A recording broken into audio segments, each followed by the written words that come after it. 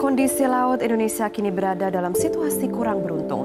Beberapa titik sudah jadi tempat pembuangan sampah. Jumlah sampah yang dikirim ke Bantar Gebang setiap hari rata-rata 7.100.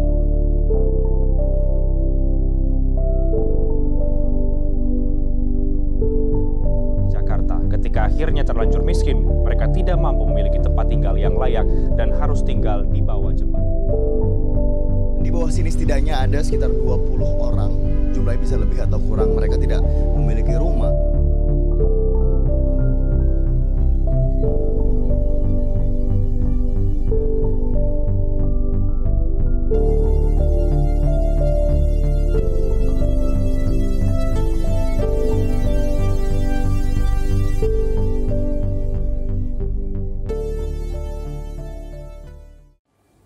Selamat siang semuanya, perkenalkan nama saya Cynthia Jason Florencia.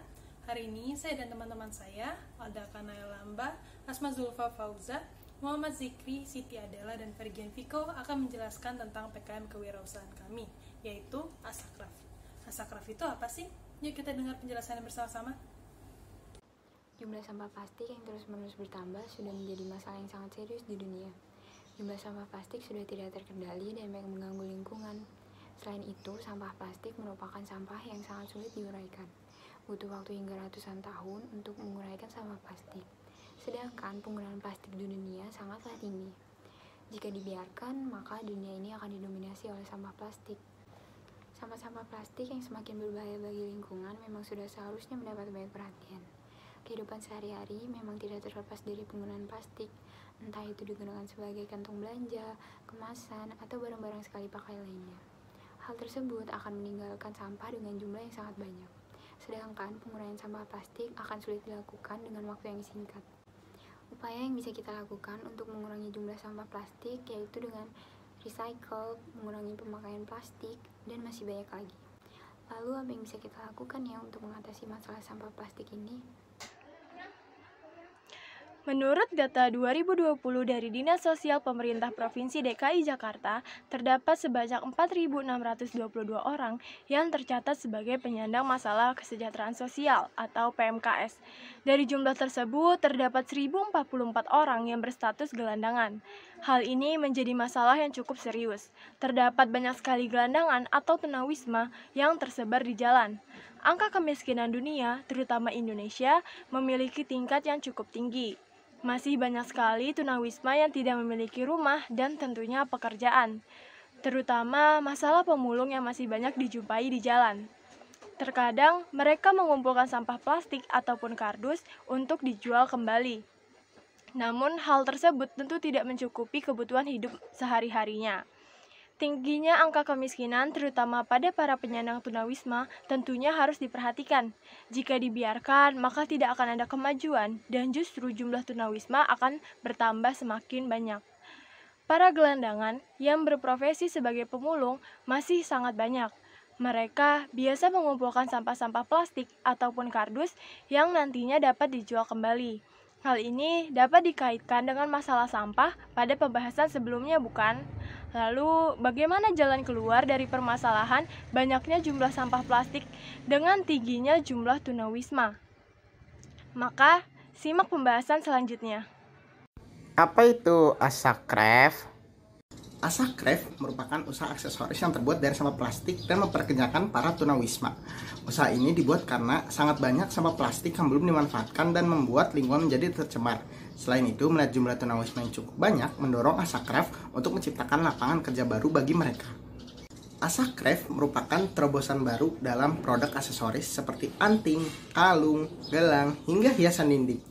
Ide dan inovasi ini muncul karena melihat kondisi masyarakat yang saat ini, khususnya kalangan remaja perempuan yang lebih menyukai hal-hal yang unik khususnya dalam bidang fashion dan aksesoris, sehingga membuat Asakraf memiliki peluang usaha yang sangat menjanjikan dengan menambahkan desain yang menarik, sehingga produk ini akan lebih menarik minat konsumen. Asakraf merupakan terobosan baru dalam produk aksesoris seperti anting, kalung, gelang, hingga hiasan dinding. Ide dan inovasi ini muncul karena melihat kondisi masyarakat yang saat ini, khususnya kalangan remaja perempuan yang lebih menyukai hal-hal yang unik khususnya dalam bidang fashion dan aksesoris, sehingga membuat Asacraft memiliki peluang usaha yang sangat menjanjikan dengan menambahkan desain yang menarik, sehingga produk ini akan lebih menarik minat konsumen.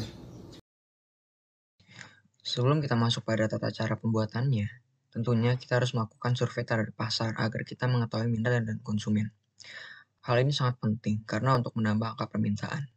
Setelah kita mengetahui apa yang diinginkan oleh masyarakat, sebelum itu kita juga harus membuat analisis apakah usaha ini memiliki nilai yang baik untuk jangka panjang. Kemudian, yang ketiga merupakan tahapan pemilihan bahan apa saja yang akan kita pakai dan tempat seperti apa yang strategis dan layak. Selanjutnya, mari kita lanjut pada proses pembuatan.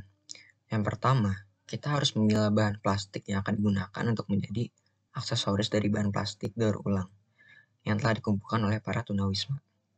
Kemudian, setelah memilih bahan-bahan yang akan digunakan, akan dilakukannya pelelehan bahan plastik yang akan digunakan dengan menggunakan mesin peleleh plastik. Lalu, mencetak desain anting, kalung, gelang, dan hiasan dinding menggunakan cetakan yang sudah disiapkan. Setelah itu, cetakan didinginkan agar menjadi keras kembali. Kemudian, memasangkan besi yang sudah dibentuk sedemikian rupa pada cetakan yang sudah dicetak agar menjadi anting, kalung, gelang, dan hiasan dinding lainnya. Tahap yang terakhir akan lakukannya pengemasan produk menggunakan kertas karton yang dibentuk seperti amplop. Tentunya, sebuah usaha tidak akan berjalan dengan baik jika tidak memiliki target. Salah satunya adalah target pasar. Kalangan yang menjadi target pasar dari Asacraft adalah remaja perempuan.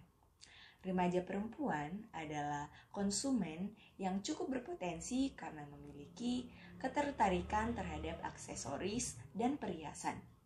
Terlebih lagi, karena berbahan dasar barang daur ulang, produk Asacraft memiliki harga yang cukup terjangkau untuk para remaja. Selain itu, target pasar juga dapat diperluas ke kalangan wanita dewasa. Target pasar tersebut dapat diwujudkan dengan membuat desain produk yang lebih cocok atau sesuai dengan selera wanita dewasa agar lebih menarik bagi konsumen. Asacraft akan dilaksanakan di lokasi yang dekat dengan pusat pembuangan sampah dan tempat tinggal tunawisma dan pemulung. Lokasi yang ditentukan juga cukup nyaman untuk berjalannya usaha. Hal-hal tersebut bertujuan agar pengrajin mendapat kenyamanan saat memproduksi barang dan memudahkan pekerja atau pengrajin memperoleh bahan utama yaitu sampah plastik. Untuk anggaran biaya dari produk Asacraft dapat dilihat pada tabel berikut. Terdapat 4 poin anggaran biaya dari produk Asacraft. Yang pertama dari peralatan, subtotalnya yaitu Rp10.130.000. Yang kedua yaitu bahan habis pakai, subtotalnya yaitu Rp1.054.000.